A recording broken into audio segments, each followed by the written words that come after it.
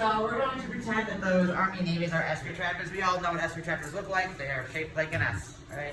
Okay. So we're pretending on those. Okay, what else might we want to have up though? A couple other things.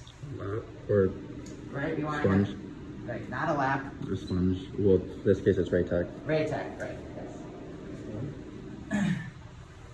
Yep, and usually at this point, put it right up here because we're going to be using it right away. You always want to have one here and one backup. For laparoscopic, I usually don't put it back up here because they're just going to use this one and that's all we're going to use. Just put a little cell out of blood. In normal cases, when we're just going to be doing regular, I always will have a backup here, whatever kind of sponge we're using. Okay, what else can we have up here? Very common insert. That's okay because it's capped, it's protected, totally fine. Yes, thank you for asking. So since this drape comes with all these lovely Velcro things and everything, we don't really need this. And I'll realize it, and I'll be like, okay, let's just put it back. We don't want extra stuff up there, right? Varus needle, very good. What goes with the Varus needle? What's the second part of that? The port. Right, but. Right, what's that served for? It's for the Right, so what do we need for the Varus needle? What do we do with the Varus needle after we put it into here? Before we attach the gas to it, we gotta make sure that we're in the peritoneum, right? How do we do that? Anybody remember? This gives anybody a clue? Actually make sure there's no, it's something No, we have to do something before we connect to the gas. We have to make sure we're inside the belly. We don't want to connect to the gas and have us not be inside the belly and then have gas going, you know, in our inner layers. there's something that you do to make sure that there's no air in the belly, or is that So what do we need? something to attach to it? Something attaches to here. What is it? So, no. No, starts with an S. You don't have it. Saline? No. Right, but what does saline have to go in? A syringe? Yes. So since we only have this one with that logo in it, what do we need to do? Circulator. Circulator. Need a syringe. I did see a control top one. I think I put it in the box maybe.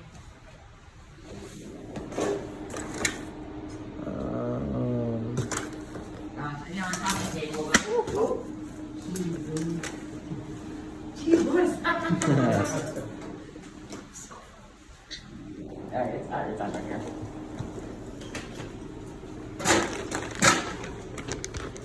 Yeah, it's on that side.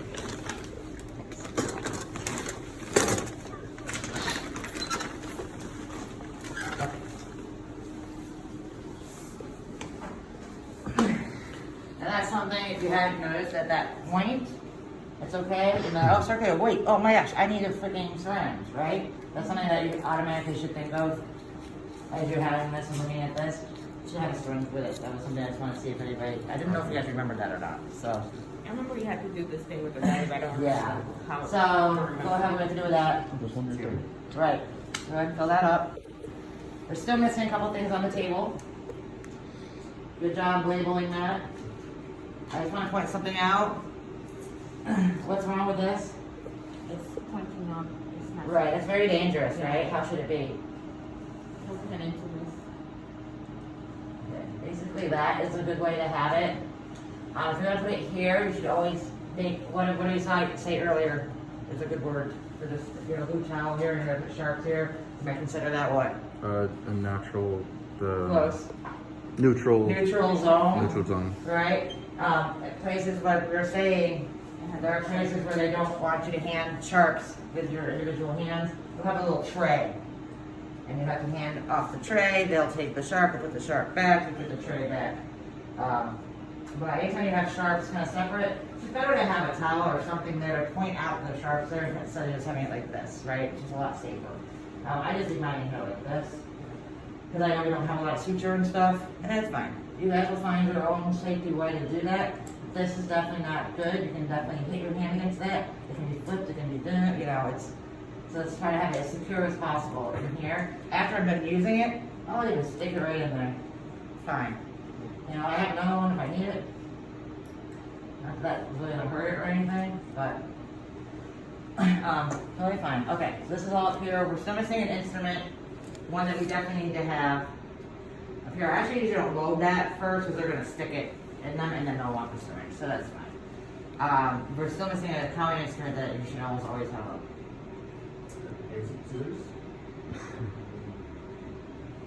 Okay, you can put some meds up. Sometimes they will use those if they're having a tough time getting in. So I don't ever mind having those up. Some surgeons always use them.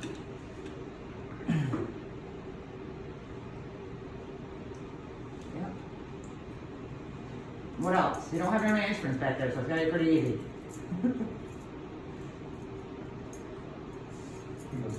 Right, a hemostat. Right. Yeah, just one. Start with one, and if they're using that one, maybe put another one up, but some of them will use 2 or 3. You know, once again, every surgeon's different. So, this is what I usually try to have them all pointing the same way. But I will keep like my clamps together, my scissors together, all that kind of stuff. Usually if I see the same thing, like that. Yeah, and that's fine. Retractors, I usually kind of keep on the back table. S's they're going to take and grab right away, cokers right away. They're going to start right away.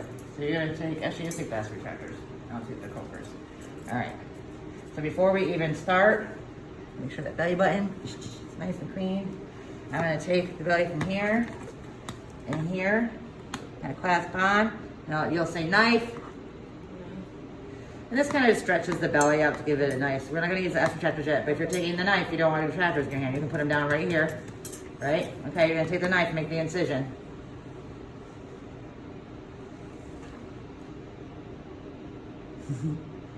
Okay. Just butchered her belly That's fine. Okay. What do you gotta do? Pass it back. Right. Thank you. Correct. Okay. And once, I just want to make sure you guys point this out to you guys when passing the knife. Knife, please. Okay. When you pass it back, go ahead. I didn't mean to. I like jerk my hand out of there. I don't want anything to do with that damn blade. I don't trust that surgeon. Okay. So just be very careful. Make sure they have it securely. Make sure I have it securely. But I always kind of put my hand out of the way because a lot of times they can do something. You know, you can get injured very easily with that. So just be very careful in your career with that.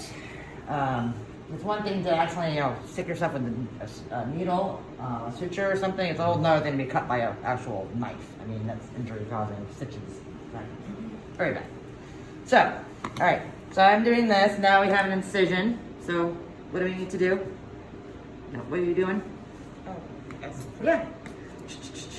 And then we're gonna just kind of.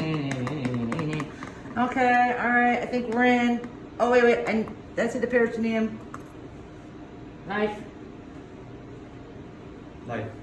Knife. Knife. Knife.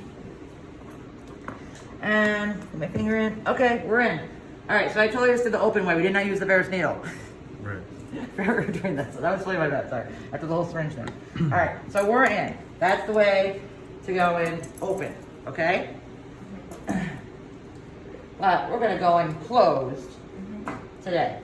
So I would probably still have all this stuff up here because who knows if they can't do it this way, they'll do it the other way. So closed, we use the Varus needle. So right off the bat, sometimes they're gonna ask for a knife to make a little incision. Sometimes they're just gonna take it and stick it in. What they're gonna do though is they're gonna take a bunch of the skin and pull it up, so that's less likely to injure what when they go in. Any organs or bowels? Right, or bowel stomach? especially, because that's what's all under here, right? So they're gonna do like this, and they're gonna kind of insert it sideways, try to do it so much down. Will they become local first before private? And usually you local on the. Oh, sorry, I like to usually local you do before the port sites. Sometimes people don't use it till the very end, so it just depends on the surgeon. I do always have it available up top, and then they'll say I'll use it at the end because I'll try to hand it to them. Because local is nice. This is broken.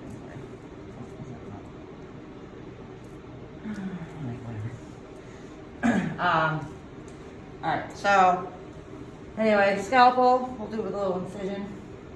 Nice. Knife. Thank you. Just a little.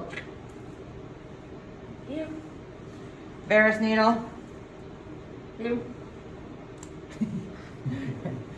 All right, and you already know what I'm going to want next, right? So you have it right in your hand, right? So now I'm basically making sure that, I can push that down and it's gonna go. If there's resistance, then I'm not there, right? Then I'm against the fascia, I'm not through the fascia. Or peritoneum, or depending on what part, you know, part of the body you're in. Okay, we're good, we're in. Thank you. And I would take note how much you actually use, right? No, because that's just for the varus needle. That's not actually irrigation, you know. So no, but good point. Because basically, I'm gonna probably hand you back the same amount you gave me, as it goes into the. Well, not really, because it goes in. I'm not getting it back. Just kidding. Okay, now what's next? Gas to inflate the The belly. gas, right? So what do I have to say? Turn on the gas. Turn on down. Yes, circulator. Turn on the gas. Be a circulator for a second, please. Oh, we don't even have a gas machine. So, usually before they hook it up, they want to hear it working, and then they'll hook it up. And now what do? Yeah, that's the So you want to make sure you get the nice pneumothorax, the whole gas inside of your belly. I think it's good. Why do we need the belly to be inflated? So when you insert the ports, it doesn't damage anything? So we can see inside and make sure, yes, give ourselves some space to work, right? Okay, all right, we're good. All right, so now, what do I still need though? I have this, I have gas, Need the port. I need the ports, right? So this makes it easier so I don't have to do all this jazz because I'm already inflated. So this is the closed way. We're closed because we didn't go straight in open. We closed because we can't really even see where the varus needle goes, but we're confident that we're not gonna hurt anything because we're GYN and the belly is inflated. Okay, so local.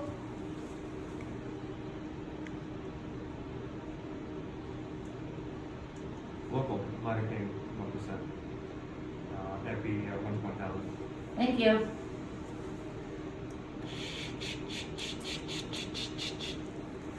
Needle back. Okay, now what are you gonna do with that? Okay, two things.